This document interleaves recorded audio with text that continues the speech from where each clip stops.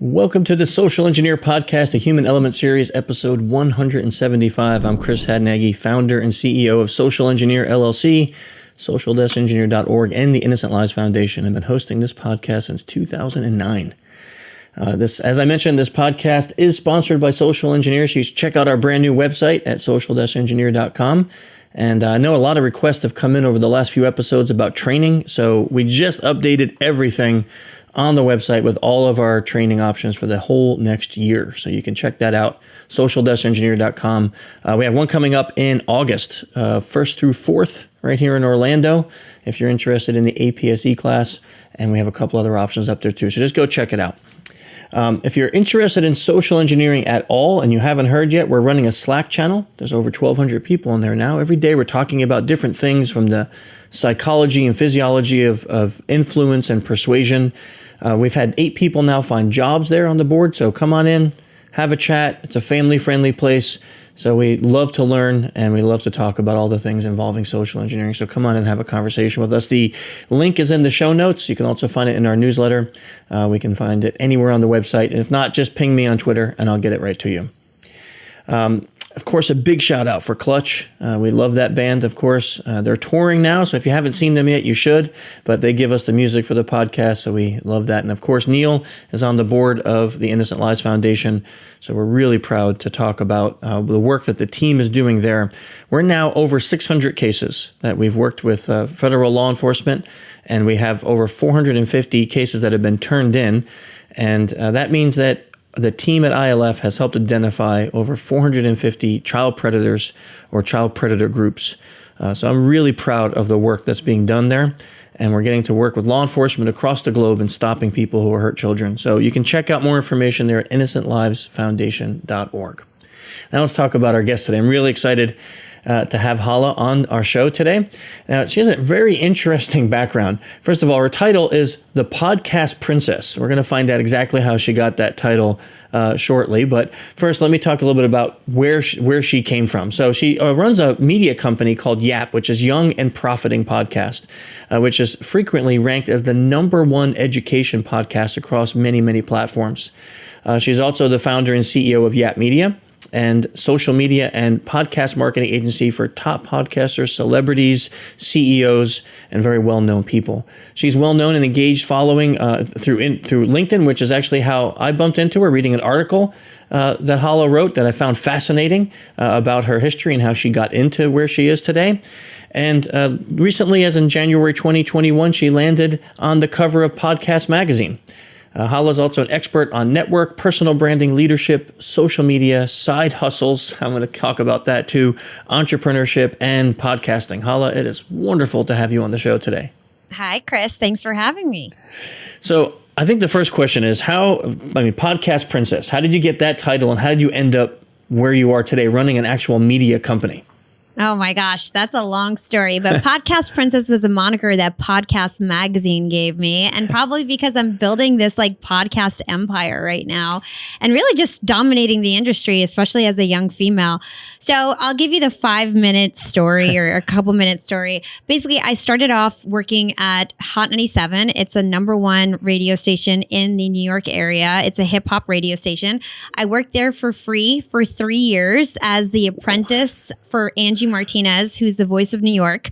I worked there while I was in college and actually dropped out of school for a year and a half to work there full time as an apprentice, basically on the #1 show in America called the Angie Martinez Show at the time. And so I really learned everything about radio there. I used to do commercials on the radio. I used to be an intern that would be on air type of a thing for their main show. And I had a lot of online radio shows on the side. After, I asked for a paying job and Hot 97 rejected me and said no. If I stayed there working for free, I would have become a personality on that famous radio station, but I didn't. So I left and I started this website called the Sorority of Hip Hop, strawberryblunt.com. And that blew up very quickly. Within 3 months, we were one of the most popular websites in America for hip hop entertainment and fashion entertainment. I had 50 female bloggers under me. We almost had 2 shows on MTV. That whole situation didn't end up panning out. We didn't really monetize well. We were really popular and really had a lot of brand recognition, but I was too young and I didn't have the business acumen to really monetize what I was doing. And I was trying to get a reality TV show and we didn't get that. I got upset. I shut everything down. I went into corporate. I thought I would never get back on a mic. I did really well in corporate and I got a 4.0 in my MBA and just like excelled in that world. And then 4 months in working at Hewlett Packard, I didn't get an opportunity that I wanted at the company. And I thought, hey, like I want to get back on the mic. I want to get back to my passion, my roots. And I, have been stacking all these skills. Now I'm awesome at social media and I launched Young and Profiting Podcast. And, I became a LinkedIn influencer first and then my podcast took off. And now I have a company with 60 employees and I run about 20 different influencer accounts and we started a podcast network and it's pretty crazy how fast it's accelerated. So what year was it that you were, first of all, working for free for 3 years? That's crazy in New York. I don't know how you lived, but like how many years with ago? My brother. Okay, yeah, that's the only way you can possibly make it. How many years ago was it that you then branched out and started this network of yours? Well, it was a long journey. So, you know how they talk about overnight success? Like, there's no such thing. It was a 10-year journey. So, I started working at the radio station probably in like 2007 to 2010. Then I started the sorority of hip hop from 2010 to 2013.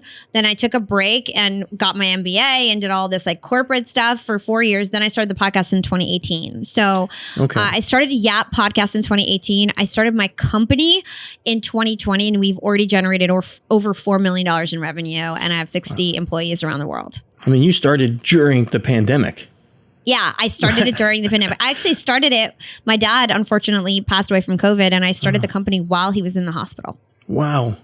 Okay, so first of all, I'm really sorry about that. That's horrible that your dad passed during all of that. It's really terrible, but at the same time, it's he was an amazing man and I'm at peace. That's great too. During that original time when you started back in the early 2000s, how was it for like female podcasters or female? Was there a lot of them? Was it difficult to be a female and try to be in that industry? Well, when I was working at Hot 97, there was no such thing as podcasts, but I was dabbling in, or the podcasts existed, but they were really technical and really scary to get into. And like nobody really listened to podcasts. Yeah. And so I actually was on a podcast in like 2009 or something. I was like, I wasn't the main personality. I was like one of the co-hosts, but nobody listened to it because podcasts weren't popular, right? We used to have online radio shows. And so what you would do is you'd go to a station and I had maybe like 5 of these shows. So Young and Profiting Podcast is actually like my 5th or 6th show.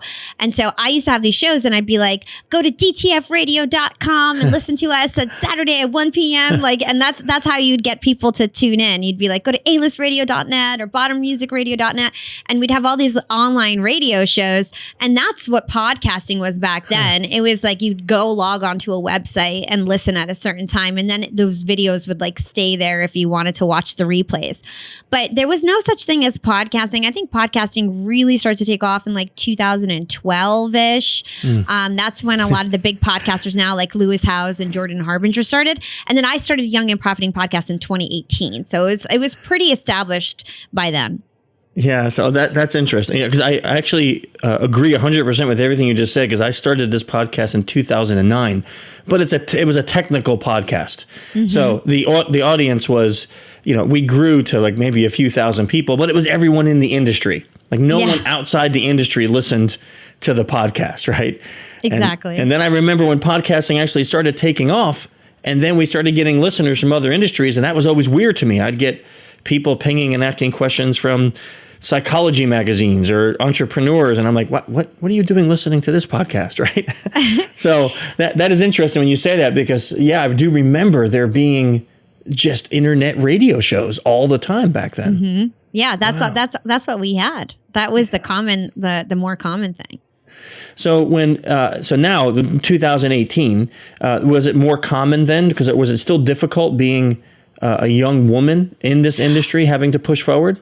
Yeah, I mean, I think podcasting really blew up during COVID, where it seems like now everyone has a podcast. When I started my podcast in 2018, it was still like really unique. Everyone was like, wow, like you have a podcast. I never met anyone with a podcast, right?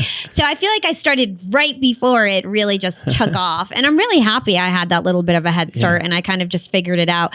And also there was less resources. Like I remember like really having to dig around and figure everything out in terms of like equipment and hosting and what an IAB download is and all that kind of stuff. Now there's so many resources out there. So I feel like I really had to learn by being scrappy and making mistakes, which I'm really thankful for, because I feel like that's why I'm the podcast princess. I know everything about podcasting.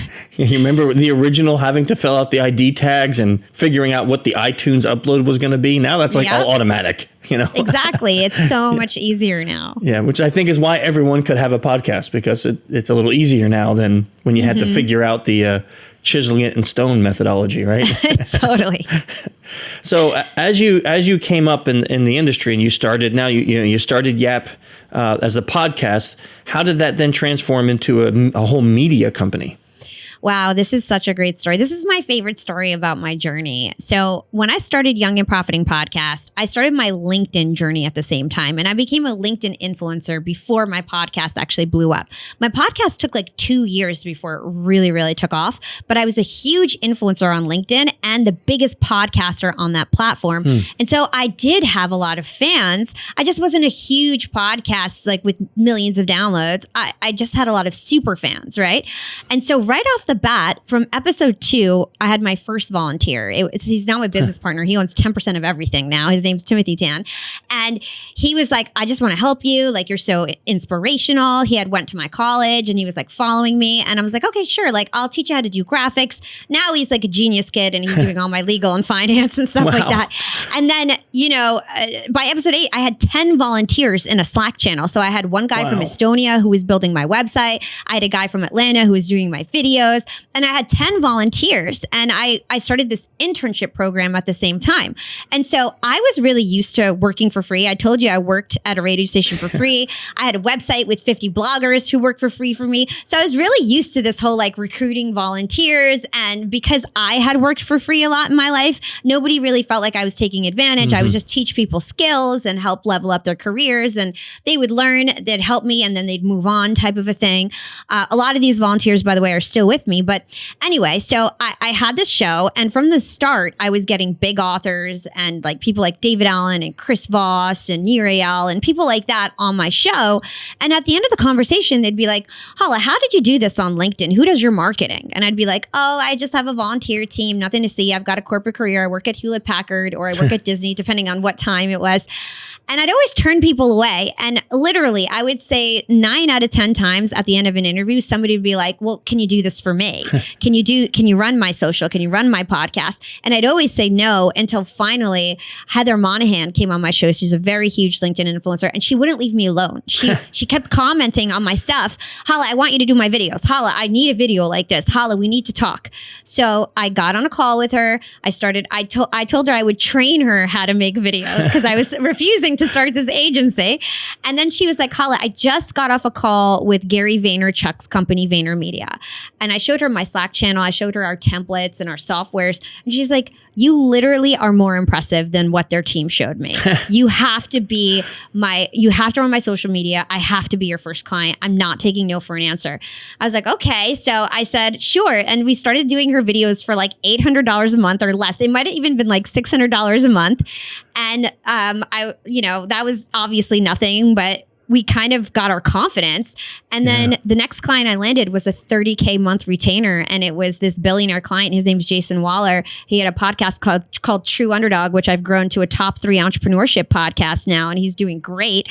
But at the time he had no visibility, and he's like, Hala, I need you to help me. And I pitched him. I got it. Then I was able to hire my team and keep scaling and growing. And I have 30 people in the Philippines that work for me. I have 20 people in India, or probably 10 people in India. And I have 20 people all over the US who work full time at YAP Media, just running influencer channels and podcasts. So it just blew up. And I started it as a side hustle. So I was working at Disney streaming at the time. It was during COVID.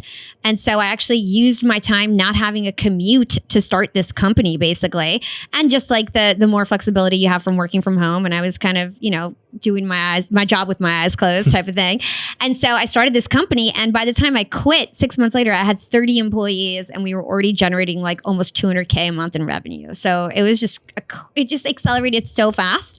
But that's because it was everything that led up to that. Everybody always hears this story and they're like, how the heck did you do that? Yeah. And it was like, well, because I was working so hard for 10 years before that. Yeah. And I just finally realized what I was good at and what the product market fit was and how I needed to really grow this thing. It seemed like the universe was trying to tell you that you needed to do this, and you kept kicking the universe away, saying, no, I'm not listening. I know. I could have started it a year earlier, yeah. I swear. But maybe that struggle, maybe that exact experience with that wonderful woman who just kept harassing you till you said yes was what you needed to make this as amazing as it is. Yeah, I just needed a little belief. I figured I was really focused on myself and my podcast because I never wanted to be the CEO of a social media agency. But now I look back and I realize like what a great strategy that was, because then I was able to invest in my show and I had so much more power because all of a sudden like I had a paid team. Everyone was more serious because they were paid. And then my podcast blew up. Right? My podcast like went from 3,000, 4,000 downloads a month to like 50,000 a month to 100,000 a month to 300, 500,000 a month. And it just was like a hockey stick growth. Mm-hmm. And that's because I was able to invest in it. I had a bit better team. Everybody was more serious, like I said. So it really worked out. And the ultimate goal was achieved by listening to the market and listening to the demand that was out there. Yeah, that's an amazing story, really. Thank you. When I read your LinkedIn post, the one that I read, you talked about this story and you talked about your struggles and starting during the pandemic. And I just was reading this and thinking, wow, this is such a fascinating part of a journey to be on with somebody, because I think so many people don't take that risk.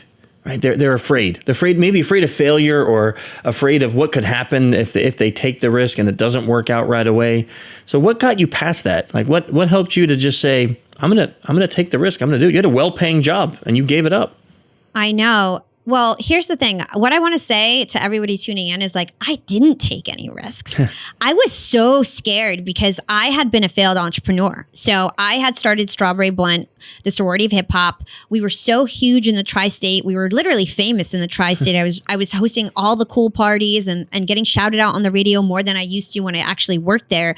But we didn't make any money. And so I was so scared of failing as an entrepreneur, which is why I rejected everybody who kept asking me, because I was finally making six figures in my corporate cushy job. And I was like, well, no, I don't want to do that. I'm doing well now. Leave me alone. Like this podcast is just a hobby. Right. And so I think that I took it slow. I started, even my podcast was a side hustle, but I had pure intentions. Like my goal was to be of service, to help other people level up in their lives, to help other young people become profiting. My podcast is called Young and Profiting. And that was my pure intentions. And so that kept me motivated to work consistently day in, day out as a side hustle, which really helped me in the long run because it took off, shortly after that. So what I'll say is that I didn't take a risk. I did it all as a side hustle. I waited until I had 30 employees and was generating way more a month than I was at my corporate job before I quit. So I waited up until the last possible minute to start my company and then also to quit my corporate job. So I didn't take any risks. I did it really smart, I think. But you said something really fascinating. And all the years that I've been interviewing folks from many different genres, when I hear this, it always rings a bell for me, because when I asked what was your motivator, in essence, you said you wanted to help people. You wanted to help other people be successful. And that was your motivator to start it all. And whenever I've talked to somebody, like I had this wonderful interview with Dr. Paul Ekman. He's like the guy who started all the things on micro expressions and facial expressions. And I asked, like, why did you devote the last 60 plus years of your life to this science? Like, what? He's like, because I just wanted to help people learn how to be more empathetic. And whenever I meet somebody and it's like that's their motive, it's almost like success will come because you're not focused on, I need to do this so I can be famous and rich and whatever. I want to do this because I want to help other people. And then it's almost like everyone feels that, and now they want to use you because you want to help them. Has that been your experience?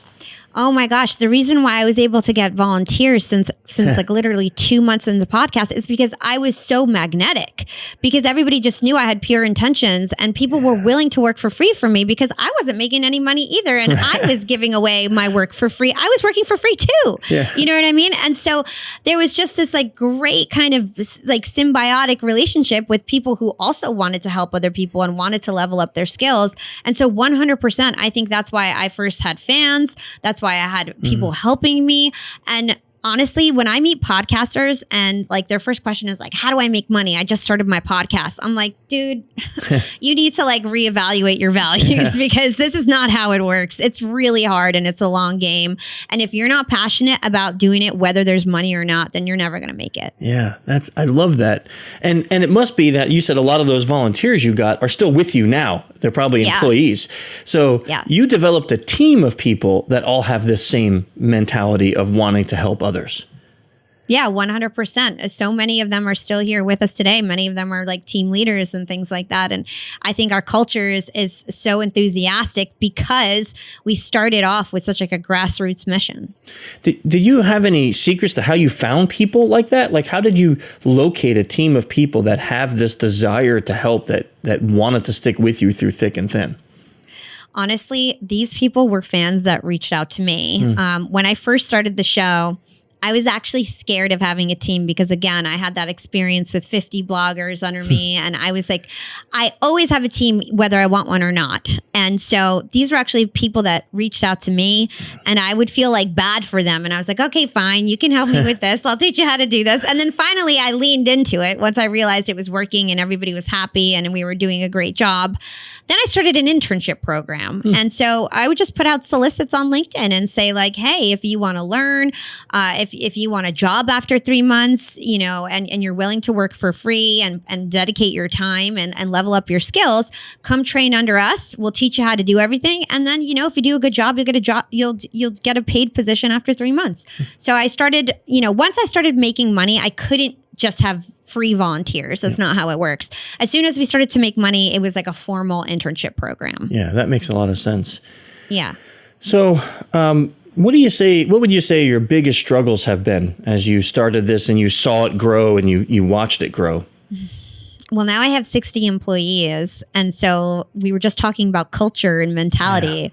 Yeah. When it was like 10 of us, 20 of us, I was like God to the team. Like, you know what I mean? Yeah. Like everybody just like loved me so much. And I worked directly with everyone and they knew how hardworking I was and hands-on. As we get bigger and bigger, some of the new team members, like they think it all fell in my lap or they don't realize how hard I work or what my job is, because I'm just doing a lot of like the top level selling and it's still a really important job, but I'm not as hands-on anymore. And so it's just harder to connect with my employees, I found. And so just working through that, trying to figure out how to get FaceTime with everyone, how to maintain the culture that made us who we are. I would say that's one of my biggest challenges right now. That's actually a really nice point. How have you been able to accomplish that, especially with a team that's abroad and with COVID, where travel's not so easy? Yeah, well, first of all, implementing like all hands where I talk about like strategy and get everybody on camera or doing some fun like happy hour type stuff in different time zones so that I make sure that I get FaceTime and quality time with everyone. Even starting like fun Slack channels that are like about pets and things like that where like people can share their pets. And we also have this tradition called Gratitude Friday where every Friday everybody shouts out who they're grateful for in the company. And we do that as like a routine. Every single person participates and it just makes everybody feel like welcome and everything like that. So like my team's still really energetic and we have that spirit. I'm just so obsessed with culture because that's how we started that it just is always on my mind. Yeah, I love those suggestions. That's really nice. Oftentimes when we talk to folks, this has been a problem, especially with the pandemic, is learning how to stay connected. I mean, I've always been a virtual company, but my team is in every time zone. So the hard part is what you just said. Sometimes I have a young woman in the UK who works for me, and she's just ending her day when I'm starting. So it's tough. We have to make time to make sure we talk to each other just so we can stay connected. Otherwise, it would be like, oh, yeah, I have this person I totally forgot about.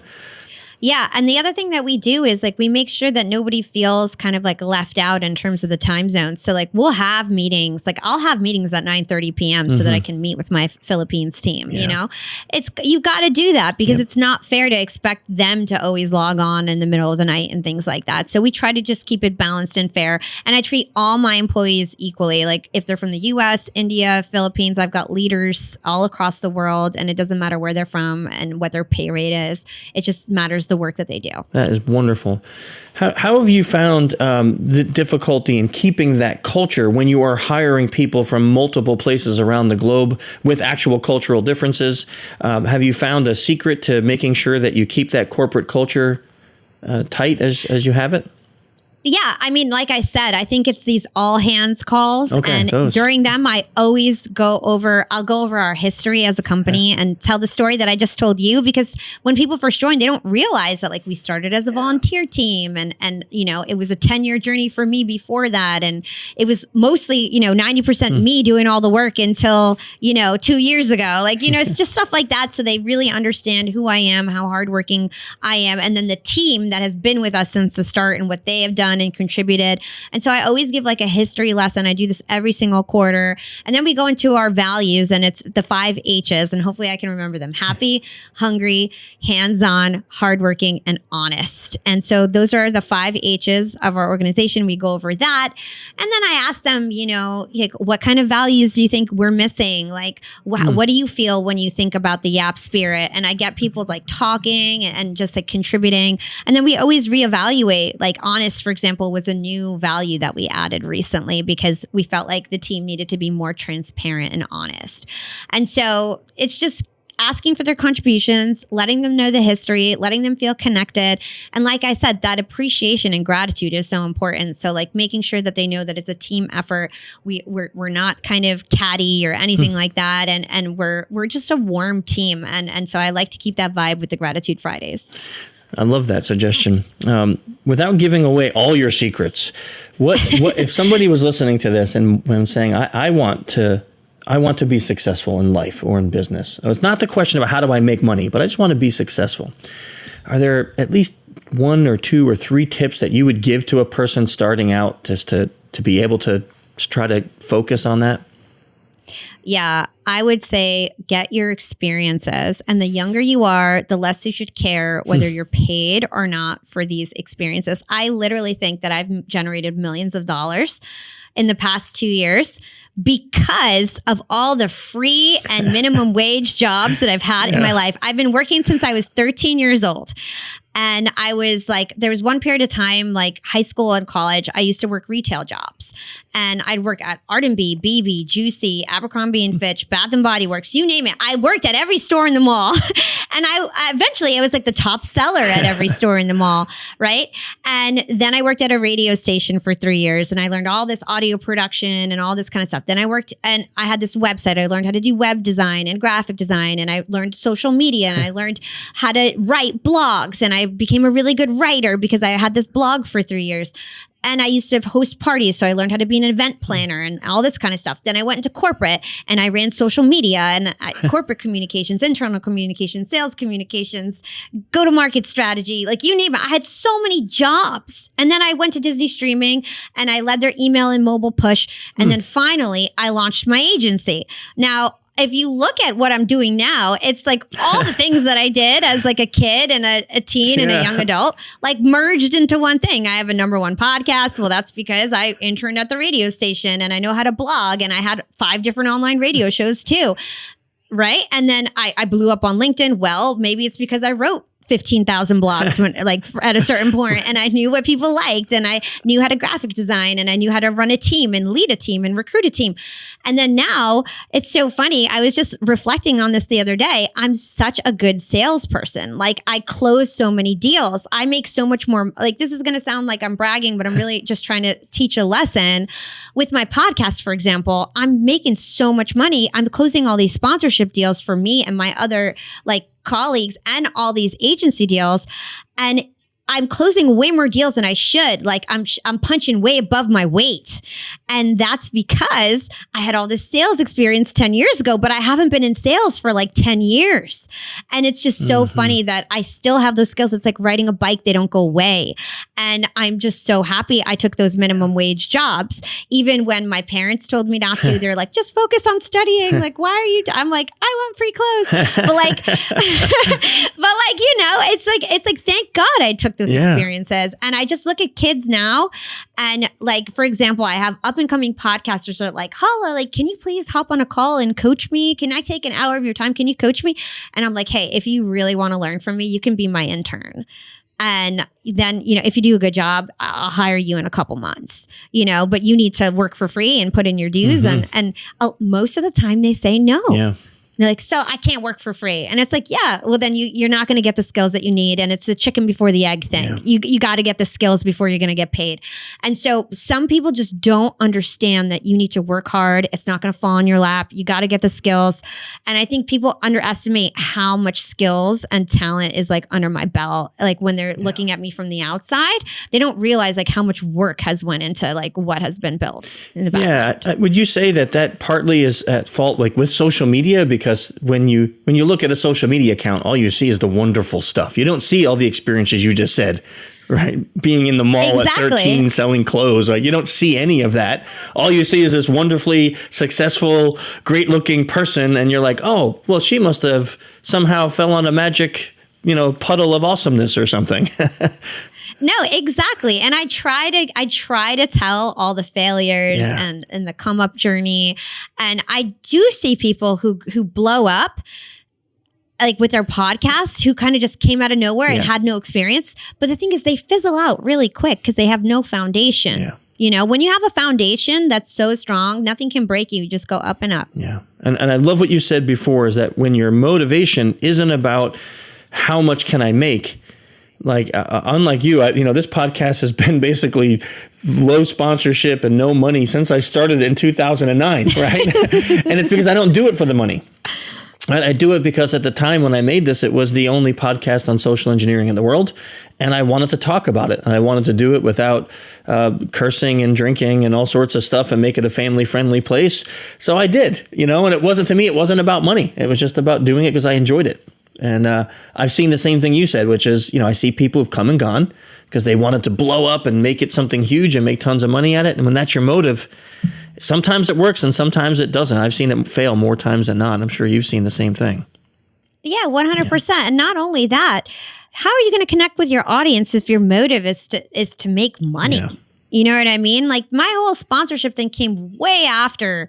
Like we had maybe 200 episodes that were non-monetized before I ever had a sponsor. Like, you know what I mean? So it's like you've just, like you said, if you really want to attract an audience and attract a team, you need to have pure intentions and have really great values for what you're up to. Yeah, that's wonderful.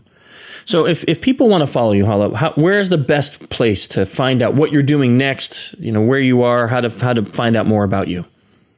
I would say my one ask would be to go subscribe to Young and Profiting Podcast. Listen to the show. I've had amazing people on. I recently had Deepak Chopra on. Awesome. I've had Matthew McConaughey, Dave Asprey, Ed Milet, Chris Voss, you name it. We have such great guests. And my goal is to unpack their wisdom and provide actionable advice that you can use in your everyday life. So again, go subscribe to Young and Profiting Podcast. And if you want to find me, I'm at YAP with Hala on Instagram, Twitter, and you can search for my name on LinkedIn. It's Hala Taha. And unique enough that you can find you quite easily.